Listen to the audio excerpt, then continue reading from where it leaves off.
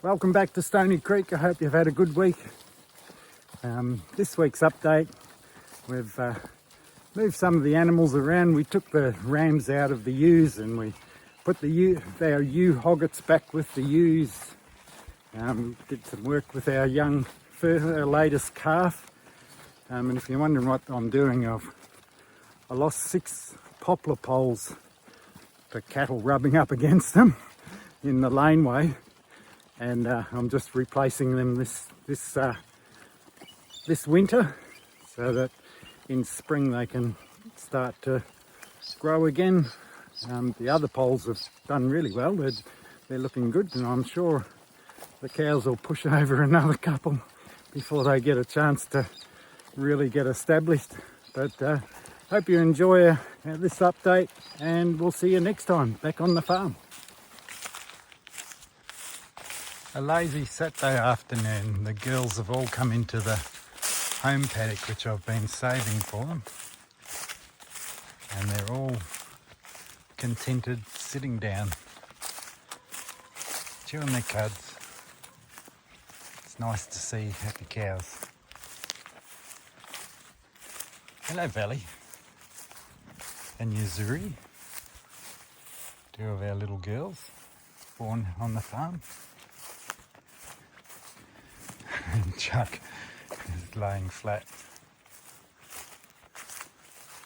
Panda, how's it going? Hello Willow, and little Chuck lying down next to Mum. She's a cutie, aren't you, Spelzer? Hey Bubby. What a beautiful face you have, haven't you? Hey darling. That's the girl. Your little baby's asleep.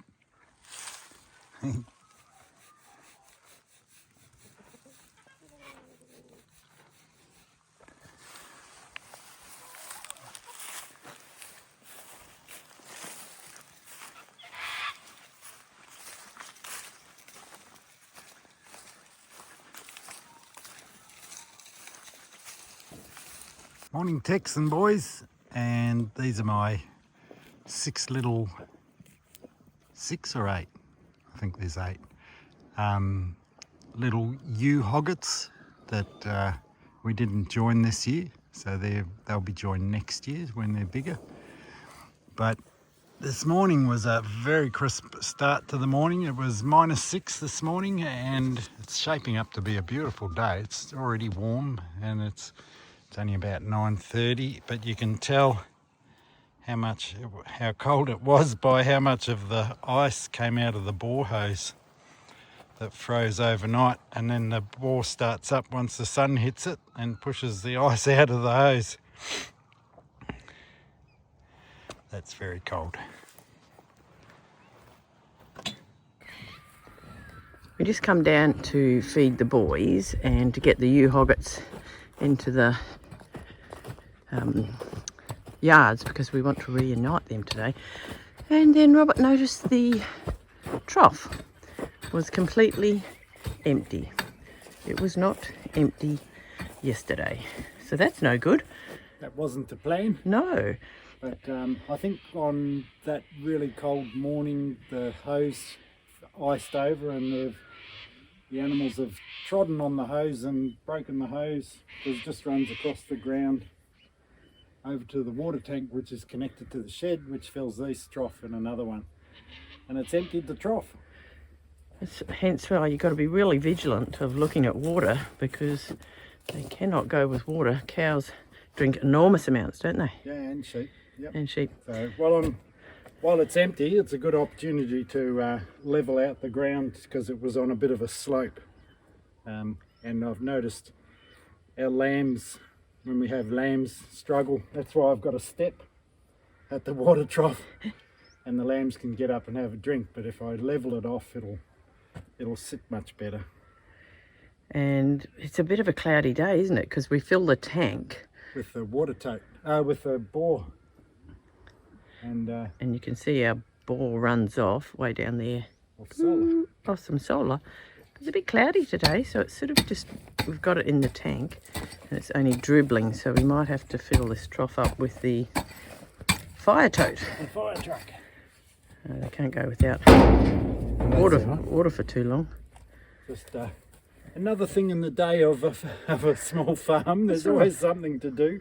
We wanted to get a bit of sheep work done today, but we'll still get that done. Yeah. We're just a little bit later. We've got our little ewe Hogget separated. Yep. And we'll go and get the ram out of the breeding ewes and put the rams back with the boys and put the little ewe Hoggets back with the girls. Yeah. Oh, sorry, darling. There is no water in the trough yet. He says, what's going on? Let's get this ground level. And then we'll have to bring the fire tote down. Not impressed.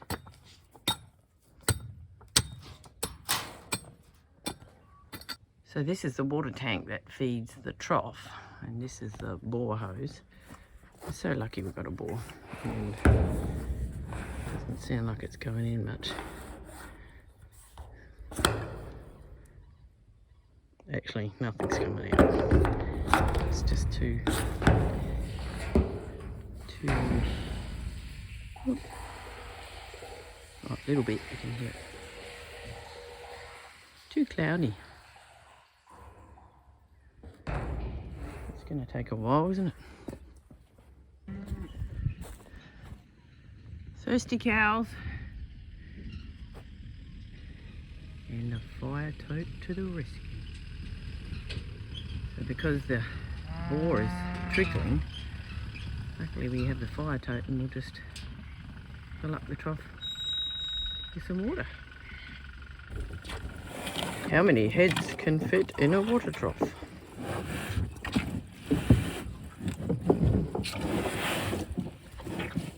They're getting a bit bossy.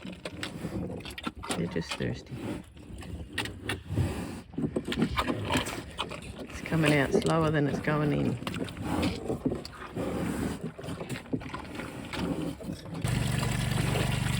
Alright, got the tote going. Finally. At least they all had a bit of a drink.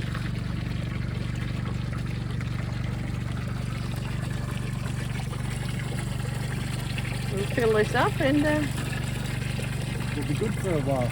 I'll put the bore hose back in the water tank. and then start our jobs we were going to do. Yeah.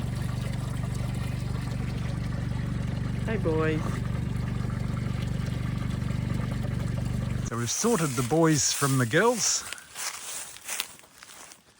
and re-tagged one of the ewes that had lost her tag, number 12. And now we've got the boys and we'll just take them down the back and put them with the boy cows. And then, hang on a minute, Ton, we should go and open that gate up again so the little girls can go straight in. Yep. So, and then we'll bring down the ewes and put them with the other ewes.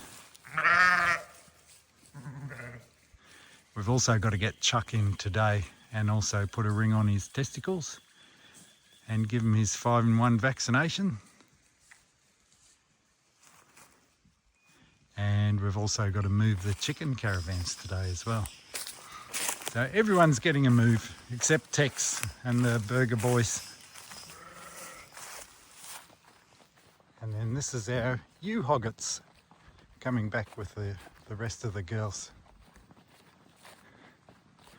They're cute as those ones. Here's a little Chuck. We've got him in from the paddock. Everybody else is watching. Bells are reluctant to come in, but I put a hay band around her neck and she just led. She's a good old mum. But Chuck is having an elasticator put on his nuts today and his 5-in-1 vaccination. He's a beautiful little calf. Spring Rain always checks out what's going on. Here's Valley and Willow and little Chuck after his incident with the elasticator and an injection. He's back having a drink off mum.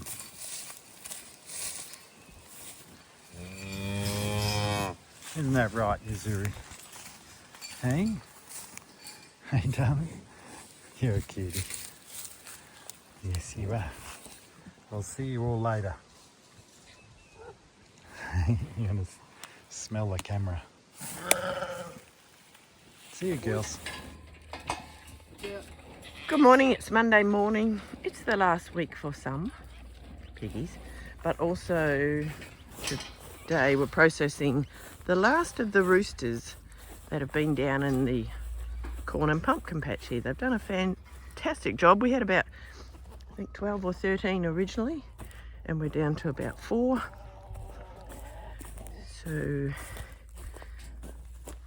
it's their last day. I will show you what we get out at the end, because we do get lots of questions. Do you eat roosters? Aren't they tough? All these sorts of questions. But they actually make really good chicken meat, and I'll show you what I get in the end.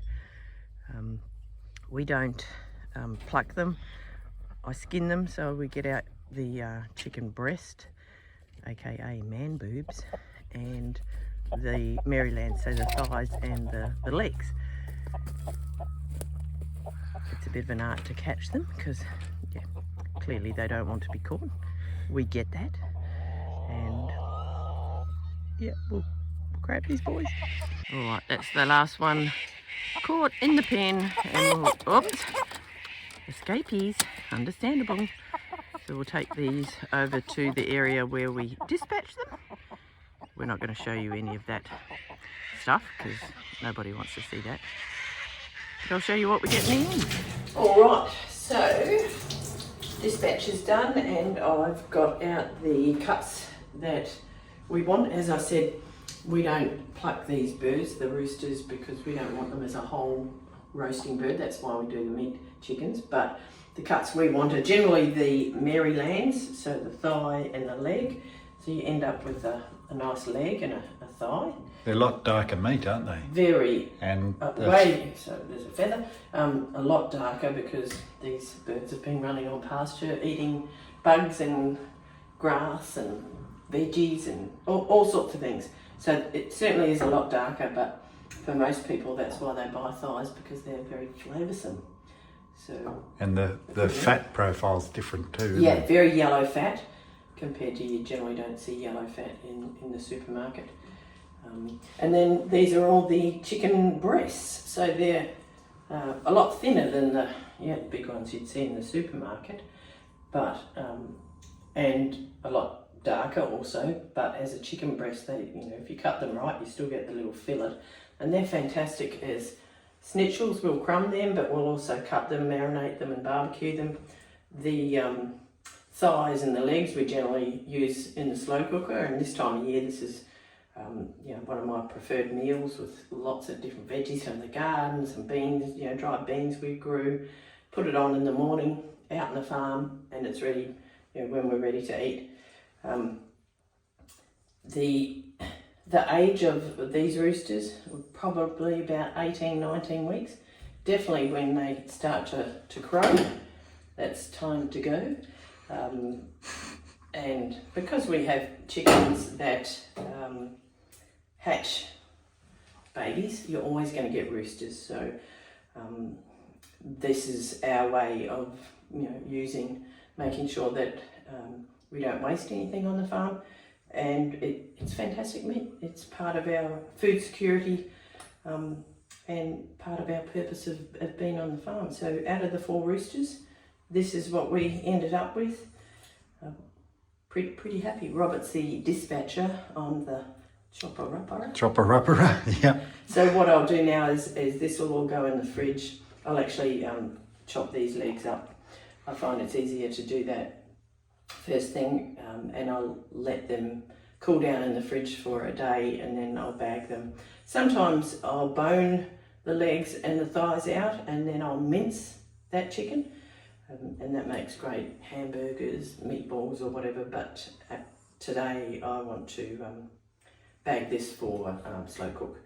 And then the chicken breasts we put in individual bags.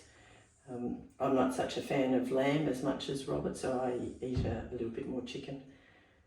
So that's the result of the roosters. Yeah. We haven't showed you any other bits because people generally don't like to see that bit. But